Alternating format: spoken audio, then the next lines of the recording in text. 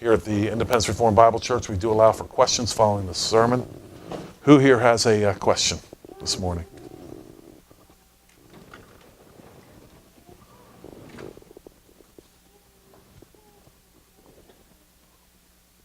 Yeah, John. More comments than a question. But we just painted a pretty vivid picture of torment, eternal torment and hell, which takes us back to the Matthew passage. Eternity is in view here, eternal torment and punishment and wrath. And what person wouldn't exchange the whole world to get out of that? For what profiteth a man to gain the whole world, but forfeits his own soul? I mean, it just puts some real feet to that statement in Matthew. And then the other comment is that you didn't bring this one in, but the last verse in Isaiah talks about the redeemed who will worship the Lamb, and it says then... Yeah, read that if you would. The last two, 23 says, all mankind will come to bow down before me, says the Lord.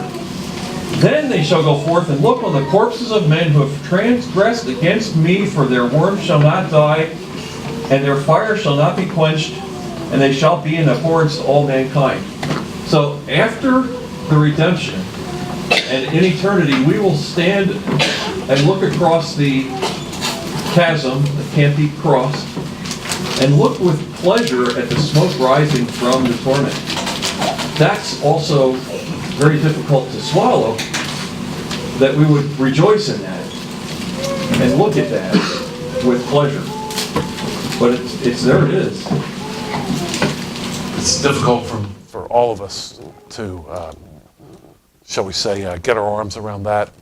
That, I believe, is, I think, the only, that and maybe the Luke 16 passage is the only passage where we see something like that, where Lazarus could see the torment, apparently, of the rich man there in Luke 16, which is similar to what this is being said here. I still remember a Bible college professor that I had a lot of respect for, talking about that passage. He was an Old Testament prof. He was talking about that very passage. And he went on to say, he said, I will one day look across that chasm and see my blasphemous uncle who blasphemed Christ and died an unbeliever. And he named his uncle as a person that he would see looking across that chasm. We'll be reminded of it because Revelation tells us the smoke of their torment goes up forever and ever. It's always there to look at. It's going to be there forever. Yeah. Horrifying. Yeah. And if that doesn't make you uncomfortable, nothing will. Yeah. And it should. It should. We should be uncomfortable when we talk about hell. It's a real thing. It's every bit as real as heaven. We're okay with heaven. In a better place. Yeah, all the time, right? I mean, every time an unbeliever dies now, don't you hear that every time? Oh, he's in better. He has no more pain. How do you know?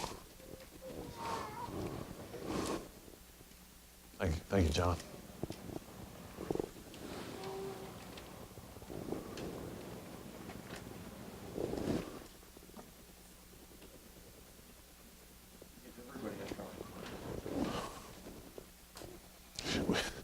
I mean, there's just certain chapters in the Bible we can do without. No, we can't do without them. Without these chapters, I hope you see that God just becomes Santa Claus. He really does. He can't act. He can get mad. He can wag his finger, but he can't do anything about it.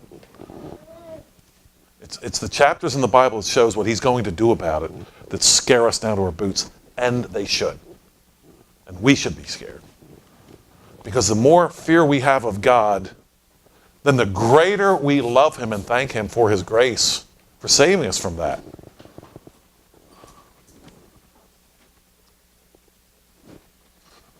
Okay, Wes?